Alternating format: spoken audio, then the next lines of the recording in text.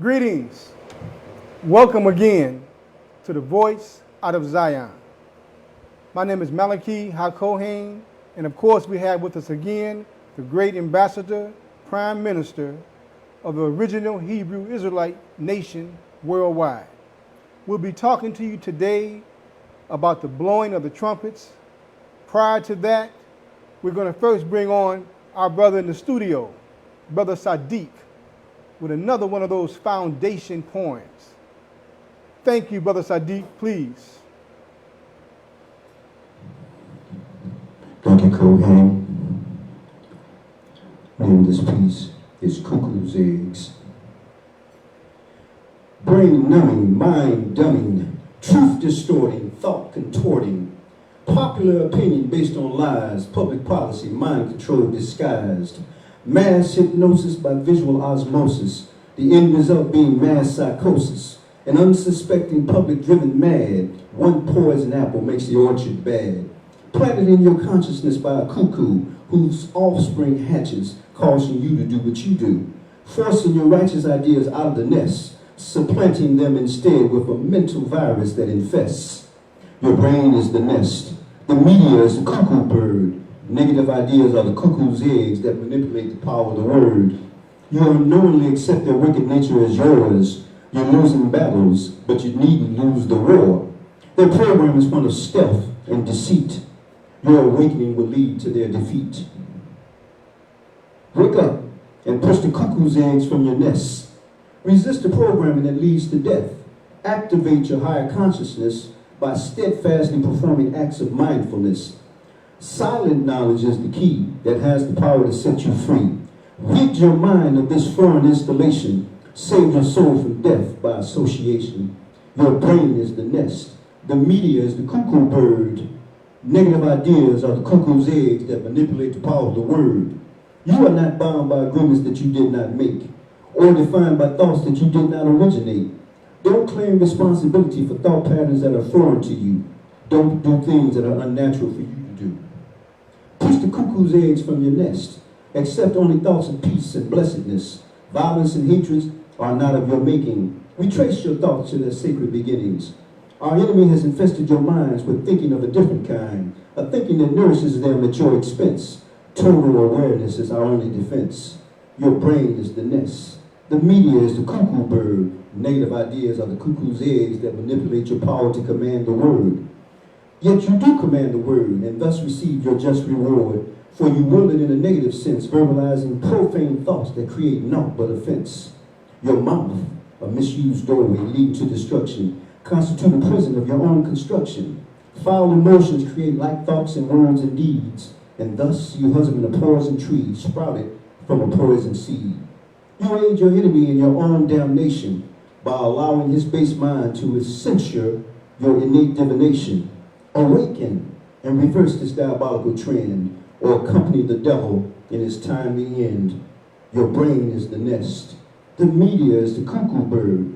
Negative ideas are the cuckoo's eggs that manipulate your power to command the word. Command the word. Command the word. Command the word.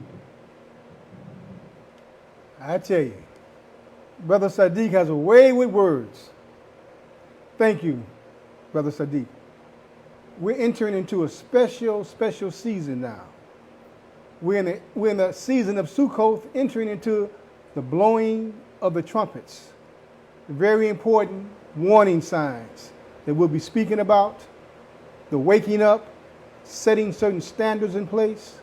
And we really want you to pay close attention because it's really a special season to prepare ourselves for, as well as to be aware, very much aware of what's taking place around us. Thank you very much for listening today to the Voice out of Zion. And we're going to definitely open up now with points and definitely perspectives that we need from Prince Asiel. Thank you, Prince. Thank you, Kohen. I've been meditating for the last few days about this season. And as you know, Israel is for signs and seasons and wonders in the earth. And this season that I feel that is blowing in for us is understanding the Spirit of the living God during this day and time. This is the time of repairing what we started off to do. There has been no failures, just experience of growing up. When a child is learning to walk, he crawls before he can walk. Even though he has legs and feet, they're not strong enough yet to stand or walk on. Then he begins to build up the strength to pull himself up, and he stands, and he takes a few baby steps. Well, the first 50 years of us crawling in the Holy Land, looking as if we were adults, we made the mistakes that most children make. We believed that we knew what needed to be done, and we did not follow the instructions of our fathers and mothers. We're talking about our heavenly fathers and mothers who had built into us the ability to discern right from wrong. But we didn't realize that we needed teachers to guide us on this journey as to where we were going. Because part of the deception of the cuckoo bird, the media, had convinced us that at 18, if we were female, we were grown women, and if we were men at 21. And so therefore, we were not really realizing that we had not the experience to be an adult in a world that had been populated by those who were boasting of being 1,200, 2,000, and even 5,000 years of living as an organized family. France is 1,200, 1,300 years. France and many other European countries were boasting that they were 2,000 years old. The Roman Catholic Church is boasting of 2,000 years. And after 2,000 years, they still have the men that are trying to teach their people spiritual things as being pedophiles and violators of young children. And so you begin to see that we have done great things in a short amount of time, because only in the last 100 years were we as a people growing up in the Western world permitted to legally learn how to read and write, even though innately we taught the planet culture and the right thing. But when we turned away from our Creator, we began to pick up the habits of those that had conquered us mentally and then physically was able to manipulate us because we did not follow the instructions. So what we're doing is today we're preparing our people that are tuning in to the Hebrew channel worldwide to know that this is the blowing of the trumpet. As you know, Hal Melvin had a song, "Wake Up Everybody." It's a wake-up call, because as we look at the prophetic word, in the 18th chapter of Revelations, we talked about Babylon the Great has fallen, that there was a place on this planet that had been predestined by the God of Israel, that it would go through catastrophic changes because of what it did to the people of Yah. It's African American people in the bowels of America that had been mistreated and violated. But this current president made an act that would recognize our 400 years of captivity in the U.S. and begin to make us be aware that if we wanted to choose freedom, we could do that, because we, the people of God, our sentence of being exiled in a strange land that was not ours, the time is up. And so all of the plans that you are making, you should be making plans also to begin to create the world that you want to live in. That's why we left 50 years ago under the leadership of the visionary men and women that had the courage to begin the journey back after 2,000 years of exile. And so We have now 3 generations that have grown up outside of America. That's the sacred seeds that are to be the new man and woman, to be the true example of life on not only on the planet, but around the world, that would show that the service to the God of Israel would be the key to returning back to truth, justice, peace, and mercy. So I'm saying, Kohen, one of the first things I wanted you to read was the prophet Elijah talking about what it would take to repair the altar of the living God. Absolutely. We're reading in 1 Kings, 18th chapter, starting at the 30th verse. And Elijah said unto all the people, Come near unto me. And all the people came near unto him.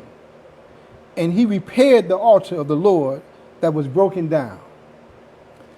And Elijah took 12 stones, according to the number of the tribes of the sons of Jacob, whom the word of the Lord came, saying, Israel shall be thy name. And with the stones he built an altar in the name of the Lord. Now, when the repair that we started in 2007, after the admonition of Ben-Ami began to tell the people in Dimona that we made mistakes coming in here, but you're now growing up. And he used to always say, give us our grade. Well, if you're in the Gan Yeladin and you go to the high school, you still haven't advanced beyond the adolescent things that you learned as a child. Now we are growing much faster and understanding the areas that we need to correct. And so part of the repair, tikkun, is that if you know what the original plan was, all you've got to do is look at the areas that need serious attention, and that's what we're doing. And the second thing I wanted you to begin to do in the year 2012, if you recall, the Mayans predicted that that world would come to an end, but I didn't want you to think of the world coming to an end as the sun, moon, and stars and the earth exploding. I wanted you to look at it like the Stone Age or the Ice Age or the Bronze Age. It was the end of an age, so the time of the Gentile world influence, because the Creator has given all the people on the planet an opportunity to see what they would do if they could be the example for the world to rebuild its life. And so it is now back into the hands of those whose responsibility it was in the beginning. And so this is the new beginning that we're talking about. Bereshit, the new beginning, a beginning with a new people in the garden that was planted eastward in Eden, so that we have begun to repair it. And 50 years ago, when we returned under the visionary leadership of those that led us out of here, we now have matured enough to begin to make decisions as those who have been properly trained. So the men and the women and the children that have been born brand new with a new mind and a new understanding, that never consumed dead animals as food, that never had a chance to be violent. All of these new beginnings were to bring about the peace that we were supposed to establish by breaking our weapons of war into plowshares and pruning hooks. We have now begun to understand how to construct a house that Yah can lead. So I want to go to the 21st chapter of the book of Revelations. I, John, on the island of Patmos, had a vision, and that vision was given to him, and he began to share what had been given to him to do, so that when you began to hear these words, you can then look and see if it relates to what we were doing 50 years ago. And it reads on this wise: And I saw a new heaven and a new earth, for the first heaven and the first earth were passed away, and there was no more sea. Now see, there were no more people. The people on the planet are doing it to death. In the 20th century, more than 200 million people worldwide died in wars, and they were the ones that were causing the pain of the people who were looking forward to having peace from war. But war cannot bring about peace. Only peace can bring peace. And so the kingdom of Yah are the peacemakers. As the prophet Isaiah said, blessed are the peacemakers, for they will beat their weapons into plowshares and pruning hooks. And they would have to come up to Jerusalem and learn the ways of the God of Israel, the God of Jacob, the God of Israel, which is what you heard the prophet say about the stones that would be used to repair the wall, or the protection that would be around the people on the planet, and that is to serve the God of Israel with all of their heart, their soul, and their mind, and their might. The Catholic Church has failed its opportunity to give that peace around the world and to restore the people back to a level of integrity and strength to protect the family and the children. So, read a little bit more. And I, John, saw the holy city, New Jerusalem, coming down from God out of heaven, prepared as a bride adorned for her husband. Now, when we're looking at New Jerusalem, we're not talking about just a land base, we're talking about a people. New Jerusalem would be a people of peace. It would be a people that could teach peace. It would be a people that would grow peace. It would be a people that would lead you into peace. So we, the community of the people of peace, the village of peace, is the seed that out of that garden came fruit strong enough to be replanted so that it would cause the fruit that would grow from those trees, the men, the women, the husbands, the wives, the children, to begin a new life and a new direction. And this memorial blowing of the trumpet, we are sounding the alarm that all of those that are prepared to turn around and go in a new direction would be the ones that would be the repairers of the breach. Read on. And I heard a great voice out of heaven saying, Behold, the tabernacle of God is with men, and he will dwell with them, and they shall be his people, and God himself shall be with them. Now, we have been taught, and taught well, and those seeds that have been planted inside of us have been germinating now and have caused us not to make war with each other and not to make controversy with each other, but to begin to separate the wheat from the tares. And you will know the righteous man and woman not by what they say, by what they do. So I wanted you now to go to the second chapter of the book of Chronicles during the time that David was being made the new leader after the first leader, Saul, had failed to follow the instructions and not partake in another world and bring it into the kingdom. What did David say? Okay. And it reads on this wise. And they that helped David against the band of the rovers, for they were all mighty men of valor, and were captains in the host. For at that time, day by day, there came to David to help him, until he was a great host, like the host of God. And these are the numbers of the bands that were ready armed to the war. Now, There was a group of men and women that came to David ready to go to war in those days. Now we are gathering to develop peace in these days. And the first peace that we must make is peace among ourselves. So that's why we say the Hebrew nation worldwide, scattered to the ends of the earth. No, we haven't known each other for hundreds or thousands of years, but you'll know me by the Spirit, the Creator said. My people will hear my voice, and a stranger they won't follow.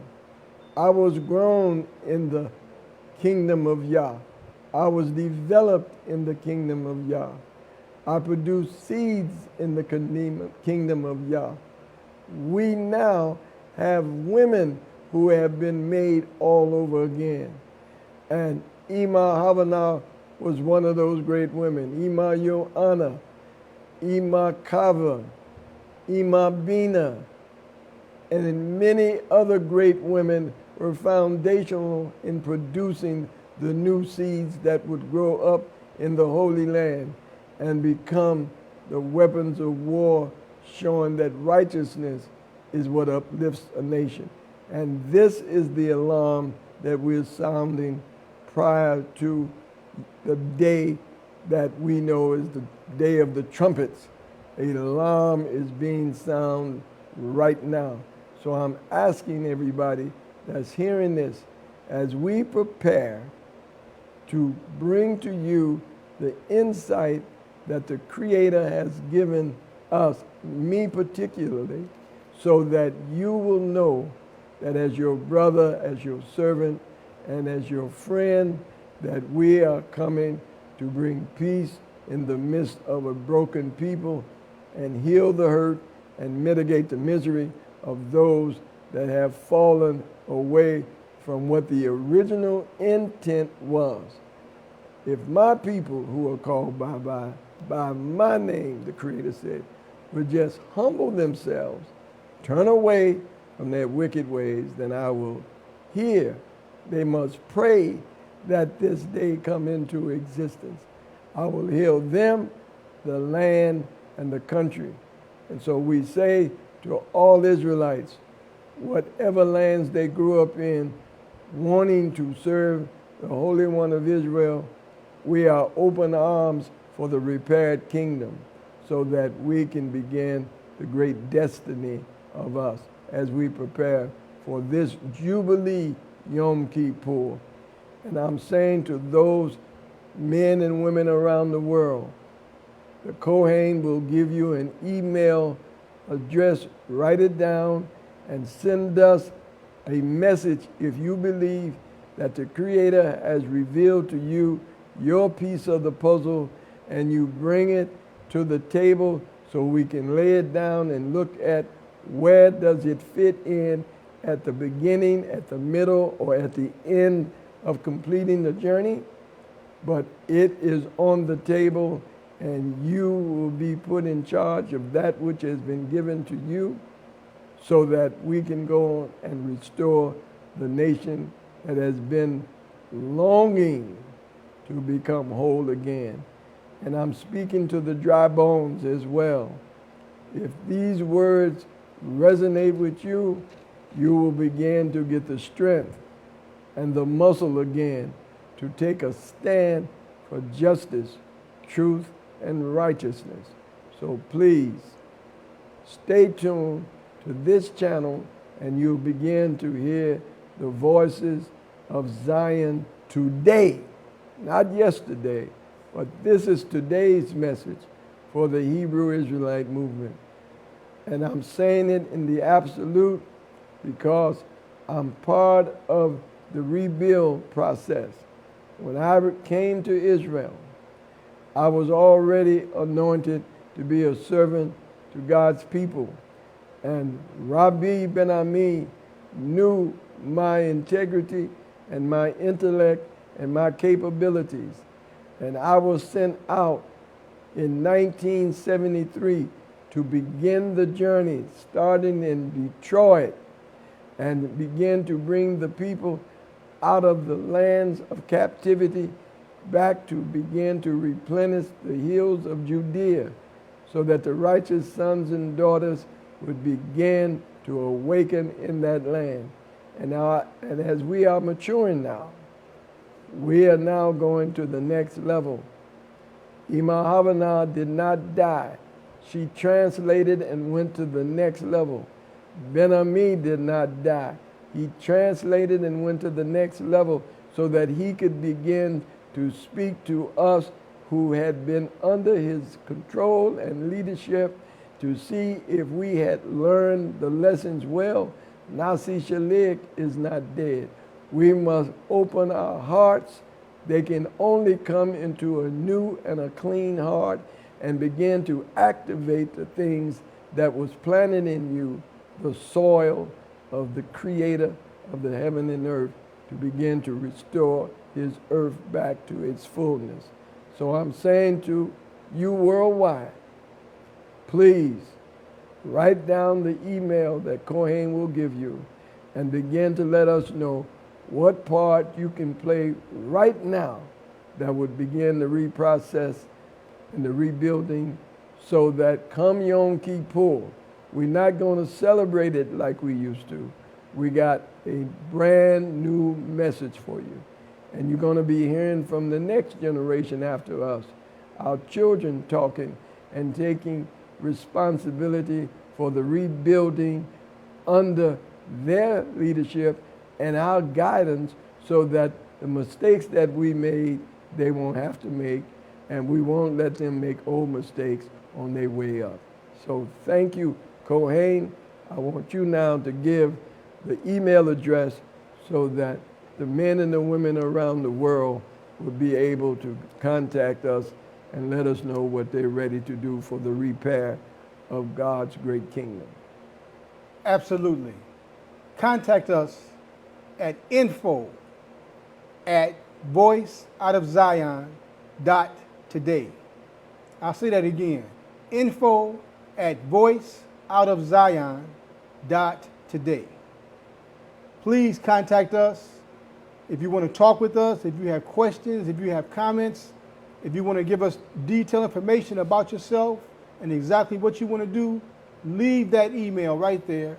We'll contact you back immediately, and we can definitely do the dialogue and set up a meeting for the future. But we are interested in talking with you wherever you are. That's the email. I'll say it one more time. Contact us at info@voiceoutofzion.today.